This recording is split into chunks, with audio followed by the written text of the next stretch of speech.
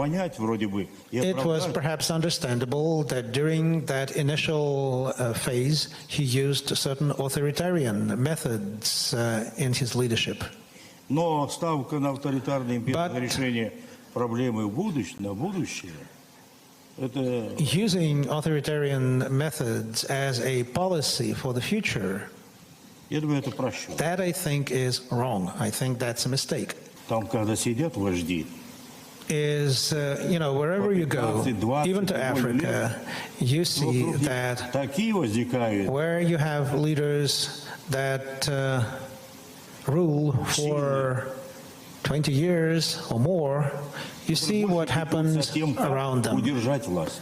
The only thing that is important in such situations for those leaders and people around them is holding on to power. Мне кажется, что I это believe происходит that this is something that is happening now in our country. And that was, of course, former president of the Soviet Union, Mikhail Gorbachev, more than a decade ago, predicting that authoritarian rulers such as Vladimir Putin shouldn't be in power for too long, and certainly if they are, will not give power up easily. With us now, the historian who interviewed Gorbachev, Mark Updegrove. He is the president and CEO of the Lyndon B. Johnson Foundation. Also joining us for this conversation, longtime journalist Tom Brokaw. Tom, I'll start with you. You were talking with us about Barbara Tuchman's classic, The March of Folly. We seem right now to be mired in between two Barbara Tuchman novels, our histories. One, of course, The March of Folly, but the other, The Guns of August, where superpowers stumble into a world war. How is this going, and what can we learn from Tuchman and history?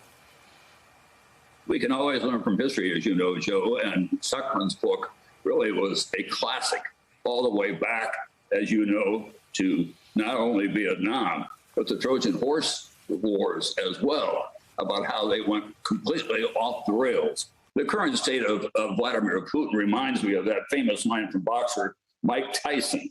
He said, everyone has a plan until they get punched in the mouth. Well, guess what? Who's getting punched in the mouth right now?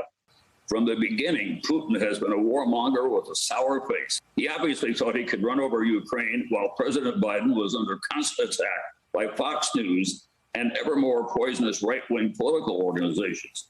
Putin thought Ukraine's president was just a boy comedian. Well, President Biden and President Zelensky are not in hiding like Putin. They're taking him on, thank God. But the senseless death of brave Ukrainians, men and women and children, the destruction of a fragile Ukrainian economy, homes and jobs goes on. And for what in the final analysis?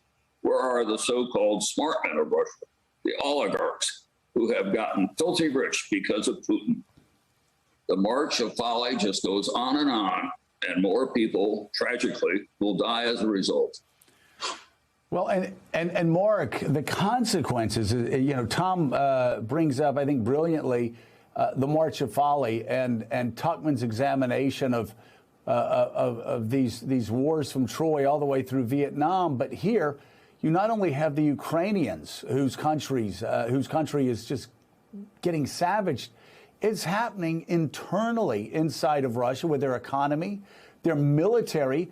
My God, if this continues for another 6 months, this would be along the lines of the Spanish Armada, where an entire military gets smashed to pieces. What is the end game here when Vladimir Putin is not only destroying another country, but his own?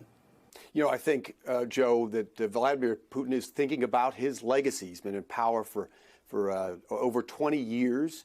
And I think he doesn't look at the Soviet Union as the latest incarnation of the Soviet Empire. He looks back at centuries of Russian rule in that area, the different empires that have come.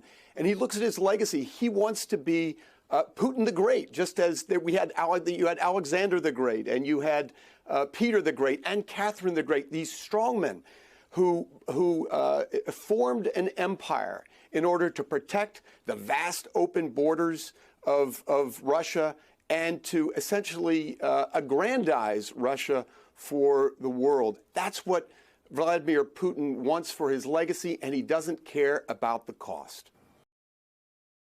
Hey, thanks so much for watching our YouTube channel. You can follow up on today's top stories and breaking news, or catch up on your favorite MSNBC shows all in one place. Download the NBC News app today.